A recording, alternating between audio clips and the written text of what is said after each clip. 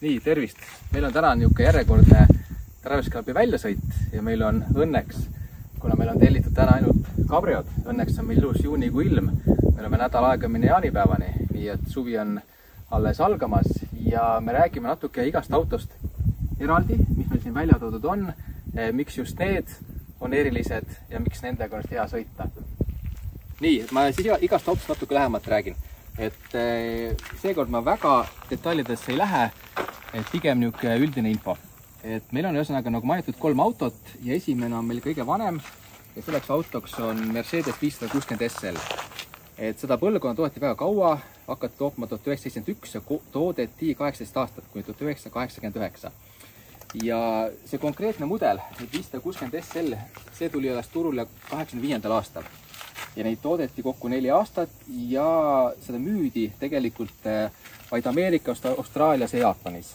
Ja ta oli üllatavalt populaarne ja müüginumbrid oli ligikaudu 50 000, 49 000 midagi. Ja see konkreetne mudel, 560 SL, selle kohta öeldi tollal niimoodi, et kui sa olid rikas ja ilus, siis suure tõenäosusega just sa valisid selle auto endal sõitmiseks. Ja seda autot näeb tegelikult päris paljudes tollastes USA-filmides. Just nimelt see oli nagu jõukuse ja hea maitse sümbol. Ja me kutsume korra selle kaameramehega siiapoole ja me näitame, et see on seest on meil niisugune ilus valakooli Mercedes, nahka, puitu ja muidugi kvaliteet. Ja me lükkame korra selle ukse kinni, siis nagu öeldakse, et see sulgeb nagu seifi uks. Ja ma korra ühe asja oluline asi, et neid SL mudeleid sai osta kahte moodi. Variant number 1, ees 2 istet, taga panipaik nagu meie autol või võimalus oli ka niimoodi, et oli taga istmed. Siin oli istmepadjad ja turvapööd. Aga meil on ta 2-istmelisena. Ja ma korra näitame ka ära, et kõik, mis me räägime, on ikka tõsi. Et nii meil ilutseb siin taga see väga uhke nimi, 560 SL. Ja kujutame ette Beverly Hills aasta 1987 näiteks ja kus selle autoga sõitsid, siis oli põhimõtteliselt. Ma korra näitame ära ka selle auto mootori, et konkreetne mudel, nagu mainitud 560 SL, oli siis kõige suurem mootoriga SL selle põlvkonna puhul ja siin on nii-öelda siis see 5,6 mootor, tegelikult kui neid kubikud on siin täpselt 5547, need igaüks siis ümardab nagu tahab, aga see nimetaks 5,6 liitreks mootoriks. Ja kilovatt on sellel autol 170, nii et jõudu tal on. Nii, jätkame siis meie teise autoga, tegu on Jaguariga, täpsemalt siis Jaguar XK Convertible ja autol on 4,2 liitri V8 mootor. Seda mudelit esitati aastal 2005 ja toodeti kuni 2014. Mis teeb eriliseks võib-olla selle auto on see, et Jaguar üritas siin kombineerida 2 maailma. Vanakool ja traditsioonid ning tänapäeva tehnoloogia. Et selle auto kere on tehtud alumiiniumist ja tänu sellele, et selle autol on tänu alumiiniumkerele ette näidata kaalusääst, liigutavad kõik need mootorid seda autot üllatavalt reipalt. Ja nagu mainitud, selle autol on 4,2 liitri mootor, millel on 219 kilovatti, mis peaks olema 298 hobujõudu. Võrreldes siis meie Mercedesega, millel oli siis 170 kilovatti ja 230 hobujõudu.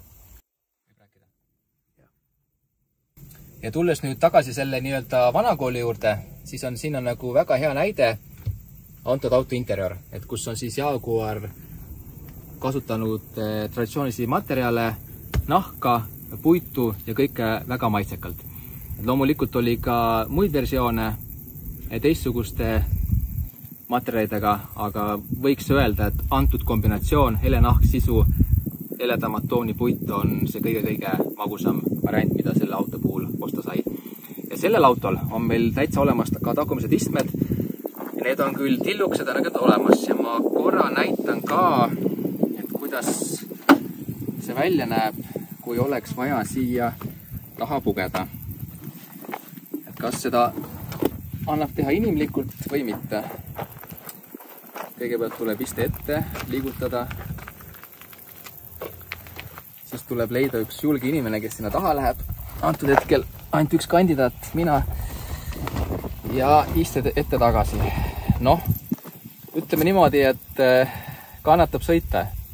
Ja kuna tänu sellele, et katus on maas, on siin ka pearuumi. Kui katus on peal, ma kujutan ette, mul oleks pea sedasi. Nii, et tuleme nüüd meie kolmanda auto juurde ja see võiks kohe niisugune viktoriini küsimus olla, et kumb on vanem auto?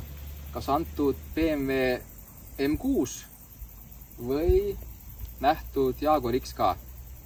Enamus muidugi kindlasti pakuks, et Jaguar, aga see on nüüd see koht, kus paljud eksivad ja ma ütlen ausalt, ka mina alguses eeldasin, et BMW on uuem auto. Aga konkreetne mudel, ehk siis nii-öelda siis pealt lahtine 6. seeria BMW tuli tegelikult turule aastal 2004, ehk siis aasta varem kui enne nähtud Jaguar XK. Ja tulles nüüd tagasi konkreetse mudeli juurde, siis tegu ei ole, ütleme siis niimoodi, tavalise BMW-ga, vaid tegu on M6-ga, mis tähendab lihtsalt lahti seletatult seda, et antud autol on 5-liitrine V10 mootor, millel on 373 kilovatti, mis teevad välja väga uhked 507 hobujõudu. Ja me korra siis näitame ka nii, et mitte me ei ole sellist tüüpi mehed, kes kleebivad uhkeid M-silt autode külge, vaid reaalselt on meil ka M-mootorid kapoti all. Siit võib ilusti näha, et tegu on siis mainitud V10 mootoriga. Ja mis mulle isiklikult selle auto puhul väga meeldib, on väga sümpaatne, et tegu on sellise, ütleme, kahe erineva iseloomuga autoga. Et nagu mainitud sai, ühest küljest on tegu väga toore, võimsa sportpilliga, aga teisalt, kaameramajas tuleb näitab, on siin taga mugavad istmed. Nii et seda autot võib öelda, et see on ikkagi 4-kohaline auto. Ja ma ka korraga näitan, et siis on nagu ka aru saada, et mis see erinevus on selle Jaguariga, et kuidas siia sisse annab pugeda. See kõik on palju soliidsem. Ma tunnen siin ennast väga-väga mugavalt.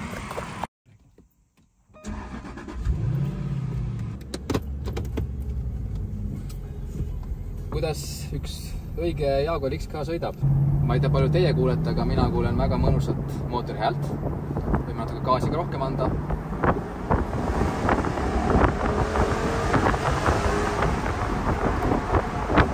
Nagu lubatud sai, jõudu ja rammu autol on. Kuigi auto juhitavus on väga hea, on tunda, et selles vedrustuses on olemas ka piisaval määral mugavust. Nii et see auto tegelikult sobib suurepäraselt ka pikkade vahemaade läbimiseks. Ja kuigi me sõidame siin niisugusel mõnusal kõrvalmaantel, lubatud kiirusel, nagu ikka, aga siiski on siin väga mõnus olla, et kuigi ma olen üle 1,80 m pikk, ma istusin väga hästi ja tuul mulle liiga ei tee. Pigem on niisugune mõnusalt jahutav antud ilusal juunikuu suvepäeval. Nii, nüüd teeme teise tiiru ja võtame siis autoks meie mõnusa vana Mercedese ja vaatame, kuidas sellega sõita on.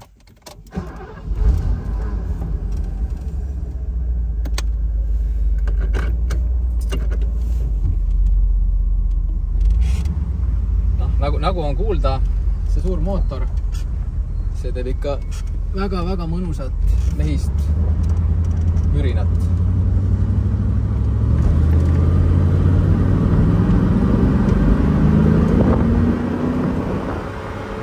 Ja muidugi jaksu on selle mootori tõesti mehe moodi.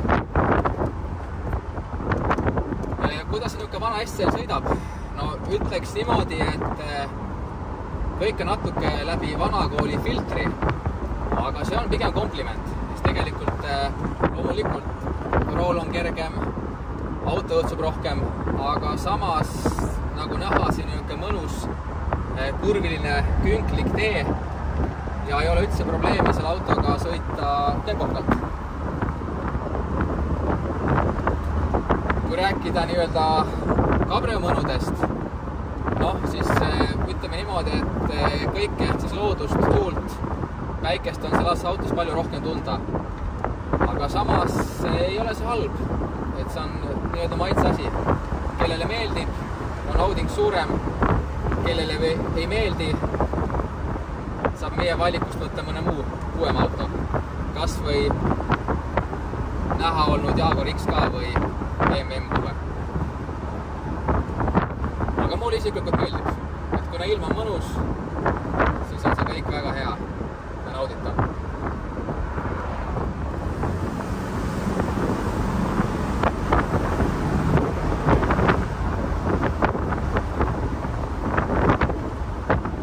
Selle autoga on tõesti nagu võimalik saada see feeling, mida siis tollal said tunda need mainitud rikkad ilusad Beverly Hillsis või Hollywoodis.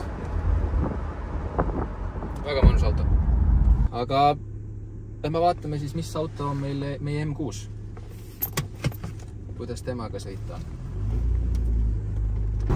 Noh, selle puhul on kohe tunda, et selles autos on mingi sportlik iseloom väga tugevalt esindatud. Juba see käiguvahetus, noh, ütleme niimoodi, et vajab harjumist. Et ringrajal, kui keegi peaks tahtma selle autoga sinna minna, on ta kindlasti kiire. Aga võib-olla nii-öelda niisama sõidul, noh, ütleme niimoodi, et maitsasi. Küsimus kindlasti nüüd paljudele, et kuidas selle autoga muidu sõita on. No juhitavus on loomulikult, kuna ta on ikkagi üsna suur auto, mugav auto. Juhitavus on tegelikult väga okei.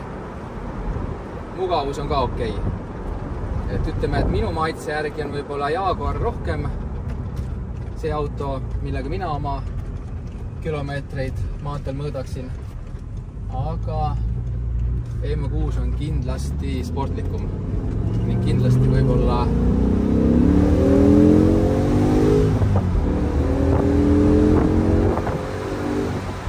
kõikidele neile, kes tahavad kiiremat, tempokamat sõitu, kindlasti sobilikum.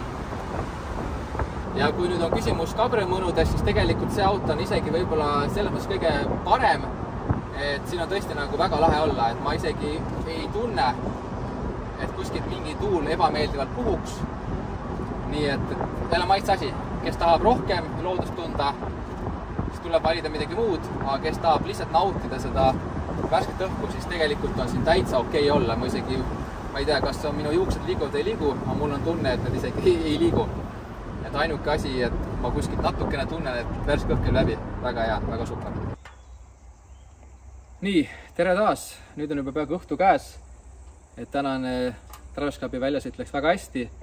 Kokku läks meil aega 3 tundi, natuke rohkem, aga kõik olid rahul, kõik olid õnnelikud, kõik olid happy'd ja autod ilusti tagasi, nii et kõik need, kes soovivad need autoga sõita, need autod ootavad teid palavalt ja ma näitame väikse teaseri kärmes korraks, et võib-olla järgmine video on meil juba meie unikaalsest Fiat 130 kupeest. Järgmise korrani!